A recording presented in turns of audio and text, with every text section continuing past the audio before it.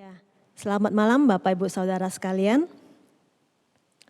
Salam dalam damai Kristus kepada Bapak Ibu Saudara. Kita akan merenungkan firman Tuhan pada malam hari ini. Sebelumnya mari kita berdoa terlebih dahulu. Tuhan, sekali lagi kami mengucap syukur kepadamu. Terima kasih untuk kesempatan yang masih terus Engkau berikan kepada setiap kami. Untuk boleh beribadah, untuk boleh menaikkan puji-pujian kami, untuk boleh menaikkan doa syafaat kami. Melayani sesama kami dalam doa-doa syafaat kami. Dan untuk boleh merenungkan firman-Mu. Mendapatkan kekuatan penghiburan, pengajaran dari firman-Mu. Tuhan yang beracara di dalam pemberitaan firman-Mu. Tuhan yang layakkan hamba yang tak layak. Tuhan yang berikan kepada setiap kami hati yang mau diajar, hati yang mau belajar. Biar Roh Kudus-Mu yang bekerja. Dalam nama Kristus Yesus kami berdoa, kami mengucap syukur. Amin. Ya, Bapak Ibu Saudara, tema kita hari ini cukup menarik ya. Trik cepat kaya. Waktu saya browsing di internet itu banyak sekali trik cepat kaya. Nah, sebelumnya mari kita lihat dari Amsal 13 ayat 11 yang akan menjadi ayat acuan kita dalam membahas topik ini ya. Kita akan melihat dari Amsal 13 ayat 11. Mari Bapak Ibu sama-sama kita akan membacakannya. Amsal 13 ayat 11. Harta yang cepat diperoleh akan berkurang. Tetapi siapa mengumpulkan sedikit demi sedikit menjadi kaya. Ya. Renungan kita malam ini cukup kontradiktif ya. Dibanding dengan ayat acuannya cukup kontradiktif. Amsal 13 ayat 11 jelas menegur mereka yang memperoleh harta dengan cepat, dengan cara yang cepat. Sebaliknya yang dipuji adalah mereka yang mengumpulkannya secara perlahan, secara sedikit demi sedikit. Amsal menegaskan harta yang cepat diperoleh itu justru tidak akan membuat semakin kaya. Tapi sebaliknya malah akan semakin berkurang. Harta itu justru akan bertambah jika dikumpulkan sedikit demi sedikit. Nah, menurut Bapak Ibu Saudara, betul tidak yang disampaikan oleh Amsal ini? Pasti betul ya, pasti betul. Karena ini adalah firman Tuhan. Pasti betul karena ini adalah firman Tuhan. Jadi ketika digali lebih dalam lagi, ternyata apa yang disampaikan oleh Amsal 13 ayat 11 ini justru mengandung pengajaran yang berulang-ulang kali disampaikan dalam seluruh kitab Amsal. Kira-kira menurut Bapak Ibu Saudara apa itu? Coba dijawab di dalam hati. Nanti di akhir renungan dilihat apakah jawabannya benar atau tidak ya. Nah, pertama kita pahami dulu apa yang dimaksud dengan frasa cepat diperoleh. Akar dari kata ini pada umumnya bermakna dalam bahasa Inggrisnya itu adalah act emptily atau become vain. Act emptily atau become vain. Artinya ini mengacu kepada tindakan yang membawa kepada kesia-siaan. Nah, mari kita lihat menurut Amsal sendiri yang dimaksud dengan kesia-siaan itu apa? Kita bisa melihat tabel berikut ya. Nah, ini yang disebut sebagai kesia-siaan. Akar kata yang saya pakai itu adalah sia-sia untuk mencari di dalam seluruh kitab Amsal dan inilah yang muncul. Apa itu sia-sia? Harapan orang fasik itu sia-sia. Apa yang tidak sia-sia? Harapan orang benar. Apa yang sia-sia? Di ayat selanjutnya di 11 ayat 7, harapan orang fasik dan harapan orang jahat. 11 ayat 7 mengatakan begini, pengharapan orang fasik gagal pada kematiannya dan harapan orang jahat menjadi sia-sia. Nah, selanjutnya di ayat 18, orang fasik membuat laba yang sia-sia. Tetapi siapa menabur kebenaran mendapat pahala yang tetap. Selanjutnya di pasal 12 ayat 11 dan 28 ayat 10 itu mirip ya. Siapa mengerjakan tanahnya akan kenyang dengan makanan, tetapi siapa mengejar barang yang sia-sia tidak berakal budi. Nah, Bapak Ibu Saudara bisa melihat lanjutannya. Kira-kira itu yang disampaikan oleh Amsal mengenai kesia-siaan. Dari 9 ayat ini kita bisa melihat bahwa tindakan kesia-siaan itu adalah tindakan-tindakan fasik. Tindakan-tindakan fasik.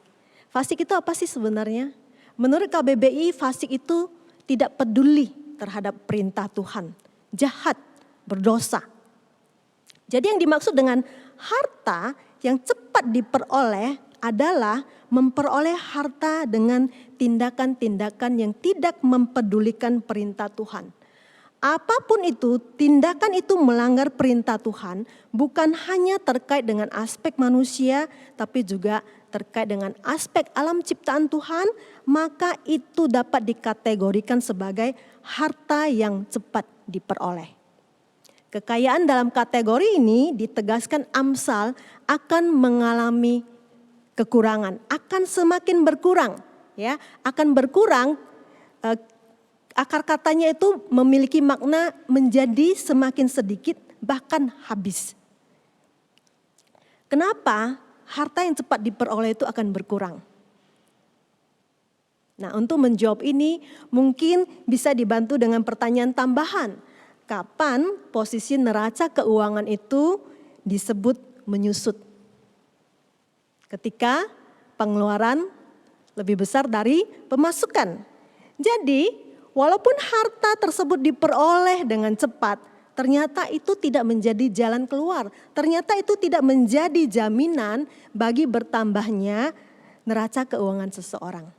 Apa penyebabnya? Apa penyebabnya? Kita lihat kembali kepada motivasi kenapa ia ingin memperoleh harta dengan cepat.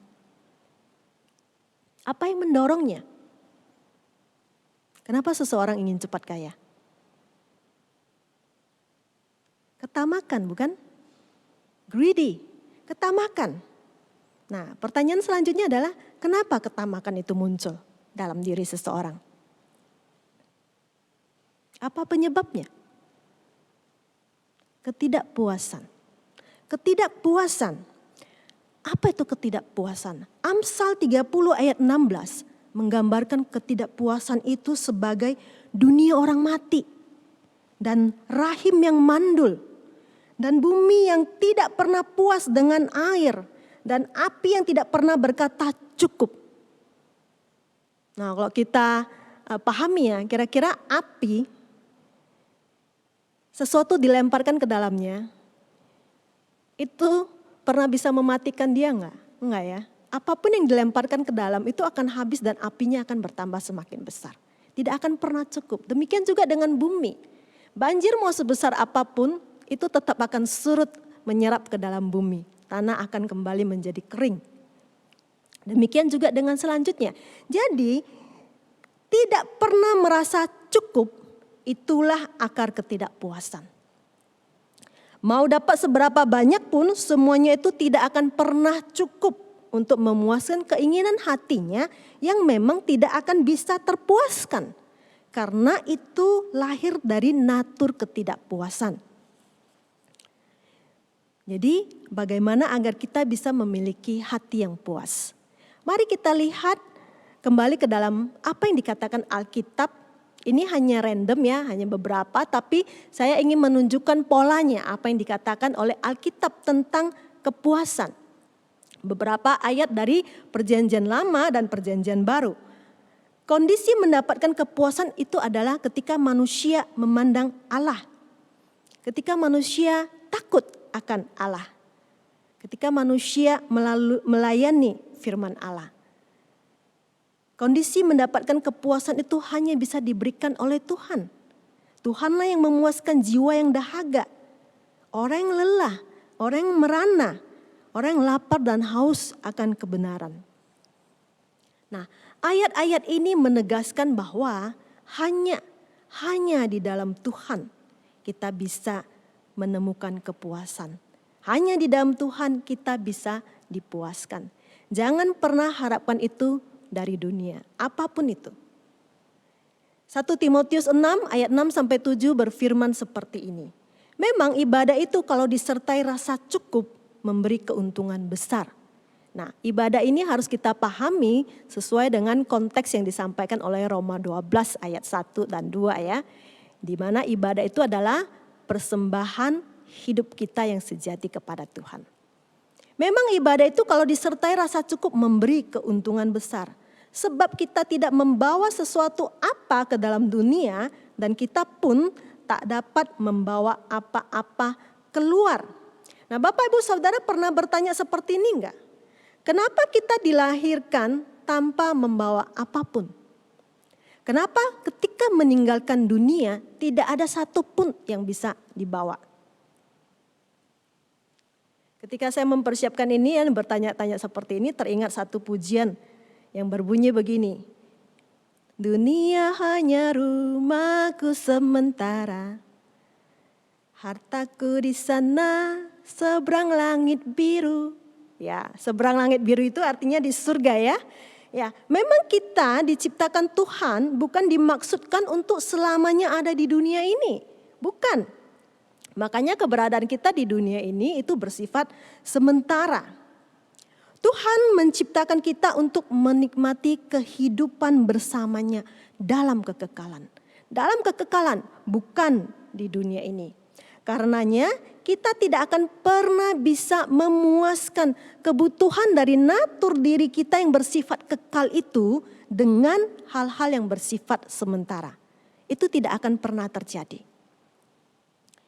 Buktinya Raja Salomo sendiri, kita mengenal dia ya, seorang tokoh Alkitab, seorang raja yang paling kaya sepanjang sejarah, paling berhikmat. Kerajaannya itu paling makmur.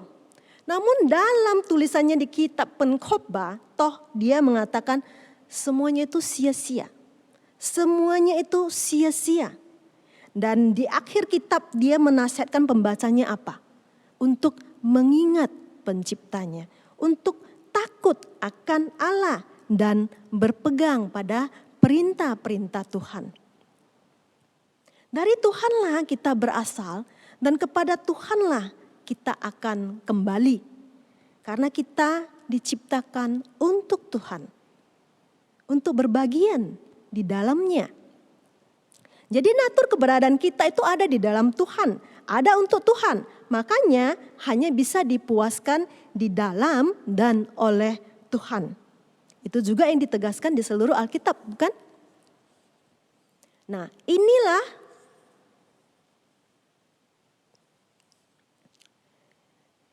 yang terlihat di Amsal 13 ayat 11 di bagian yang kedua tadi. Ya, yang ditegaskan apa?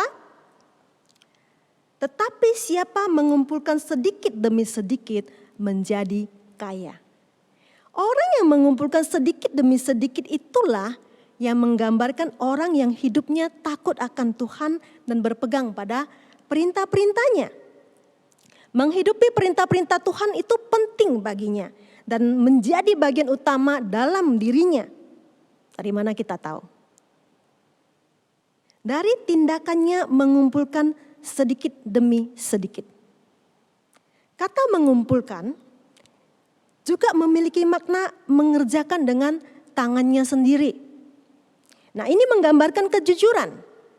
Ya, kata mengumpulkan itu bermakna mengerjakannya dengan tangannya sendiri. Ini menggambarkan kejujuran dan frasa mengumpulkan sedikit demi sedikit itu juga mencerminkan adanya karakter ketekunan, karakter kesabaran, komitmen, hikmat, bahkan kepedulian kepada sesama ketika dia tidak secara membabi buta merangkul semuanya, mengambil semuanya, memonopoli semuanya. Dan juga menggambarkan iman, pengharapan, dan kasihnya kepada Tuhan.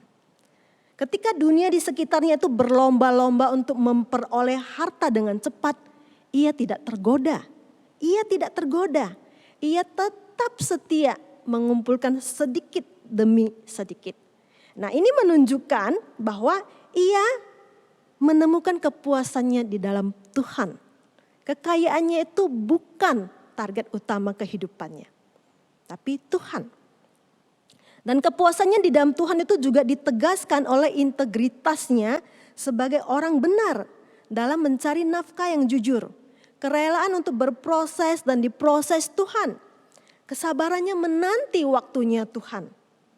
Dan proses-proses ini juga memperlihatkan bahwa ia adalah seorang yang rendah hati. Mau diajar oleh hikmat Tuhan dan taat. Semuanya ini menegaskan bahwa orang yang mengumpulkan sedikit demi sedikit itu menjadikan Tuhan sebagai bagian utama di dalam hidupnya. Orang yang menemukan kepuasannya di dalam Tuhan. Dan ketika ia setia kepada Tuhan, bukankah Tuhan juga menunjukkan kesetiaannya kepada orang tersebut? Tuhan juga menghargai seluruh upayanya. Jelas mengumpulkan sedikit demi sedikit itu tidak akan membuat seseorang cepat kaya, ya. Itu jelas tidak akan terjadi. Namun ketika ia setia berproses bersama Tuhan, Tuhan menghargainya. Apa yang diupayakannya dibuat Tuhan terus berhasil dan bertambah. Nah, ini kontras sekali dengan orang yang memperoleh harta dengan cepat. Udah cepat didapat hartanya itu, tapi toh semakin mengalami kekurangan. Nah, inilah seluruh pengajaran utama yang berulang-ulang kali disampaikan di dalam kitab Amsal. Yaitu apa? Orang fasik pasti akan mengalami kebinasaan jika mereka tidak mau bertobat. Bahkan hidup mereka di dunia ini juga akan mengalami kesulitan. Sebaliknya orang benar yang Amsal selalu paralelkan sebagai orang-orang yang berhikmat akan beroleh kehidupan yang baik di bumi ini. Dan bukan hanya di bumi ini, tapi juga di bumi yang akan datang. Bersama Tuhan di dalam kekekalan. Menikmati hidup bersama Tuhan dalam kemuliaannya. Itulah maksud penciptaan Tuhan atas kita. Itulah maksud keberadaan kita. Dan itulah harta kita yang paling berharga. Itulah kekayaan sejati manusia. Yaitu menikmati hidup bersama Tuhan dalam kemuliaannya.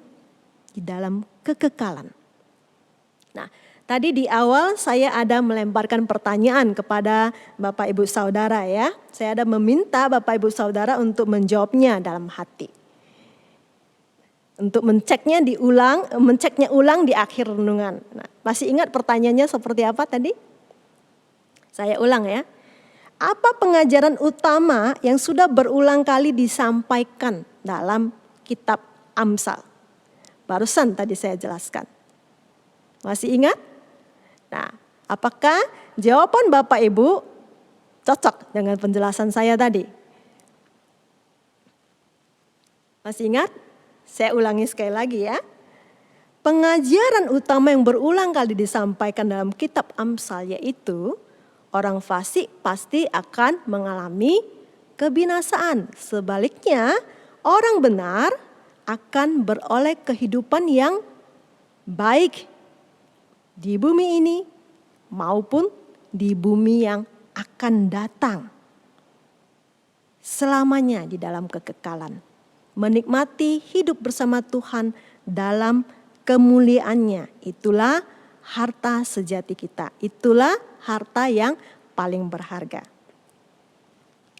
Selanjutnya, saya akan mengajak Bapak Ibu menjawab 2 pertanyaan lagi. Nah, kita akan sedikit bermain ya. Bapak Ibu Saudara boleh menjawabnya kepada anggota keluarga yang ada di samping.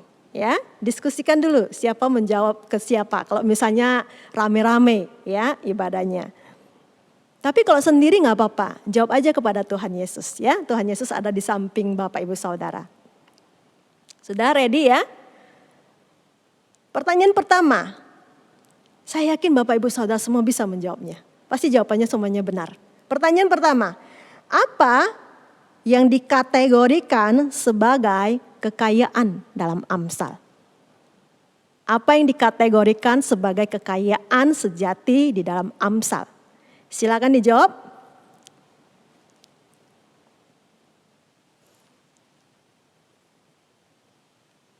Sudah ya? Nah, setelah dijawab, nanti di cross check ya, yang salah mijit yang benar. Ya, seperti itu. Yang dikategorikan sebagai kekayaan dalam Amsal itu apa? Yaitu menikmati hidup bersama Tuhan dalam kemuliaan Tuhan. Di dalam kekekalan. Itu kekayaan kita yang sejati. Itu harta kita yang sejati. Nah, pertanyaan kedua. Dengan mengacu pada jawaban dari pertanyaan pertama tadi, apa trik untuk cepat kaya menurut Amsal? Apa triknya? Sebenarnya kurang tepat ya kalau dipakai kata trik ya, tapi nggak apa-apa. Apa trik cepat kaya menurut Amsal, menurut firman Tuhan? Silakan dijawab.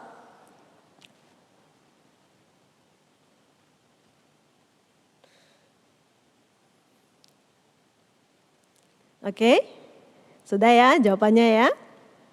Nah, cross check apakah jawabannya benar atau tidak. Jawabannya ada di Roma 10 ayat 9.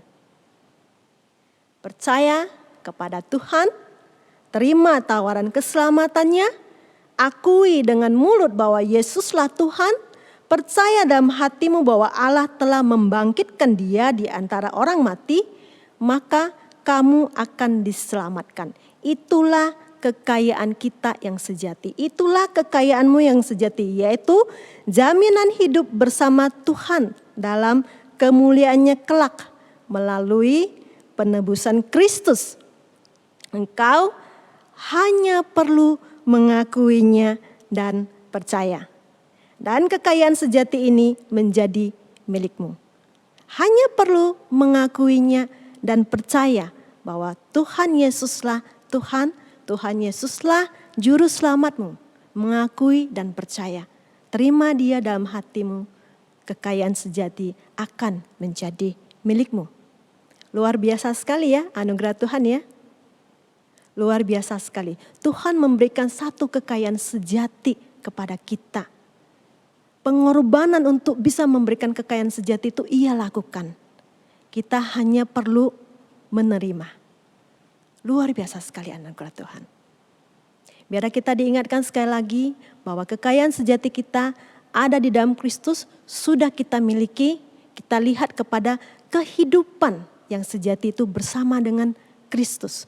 Bukan hanya sekedar kepada kehidupan di dunia ini. Kita bisa terus dibantu untuk mengarahkan kehidupan kita kepada Tuhan jika kita terus mengingatkan kepada diri kita bahwa berkat yang sejati, kekayaan yang sejati, harta yang sejati itu sudah kita miliki di dalam Kristus Yesus.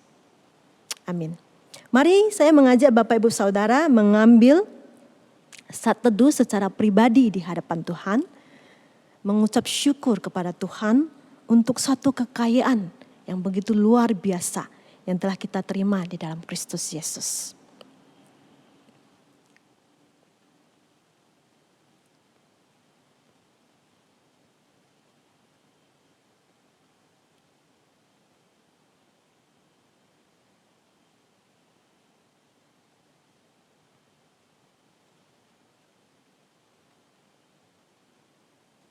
Tuhan, sekali lagi kami mengucap syukur kepadamu. Sungguh begitu luar biasa. Kami boleh memiliki satu kekayaan yang begitu berharga. Yang boleh kami miliki di dalam kekekalan. Yang tidak akan pernah diambil dari kami. Di dalam Kristus Yesus. Di dalam Kristus Yesus yang membayar harga agar kami boleh beroleh kekayaan yang sejati itu. Sungguh kami mengucap syukur. Dan biarlah kehidupan kami adalah kehidupan yang benar-benar boleh kami persembahkan sebagai ibadah yang sejati di hadapan-Mu. Satu kehidupan yang terus mengarah kepada kekekalan. Mengacu kepada kekekalan. Yang boleh kami hidup dengan perspektif kekekalan. Sehingga hidup kami di dunia ini adalah sesuai dengan rencana-Mu. Bagaimana kami boleh menjadi terang yang boleh memancarkan kasih-Mu. Garam yang boleh menggarami dunia yang tawar ini. Sehingga kasih-Mu yang telah kami terima boleh terekspresi di dalam hidup kami. Menjadi berkat Injil bagi orang-orang di sekitar kami. Sehingga mereka juga boleh menemukan kekayaan yang sejati itu.